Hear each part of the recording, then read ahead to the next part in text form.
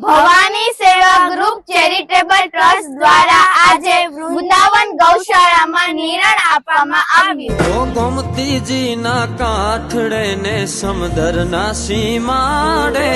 નગરી રૂડી શોભતી જ્યાં કાનો મારો બિરાજે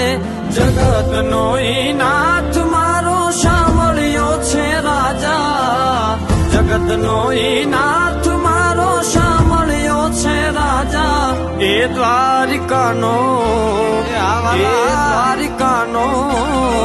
એ દ્વારિકાનો રાજા સૌને રાખે તાજા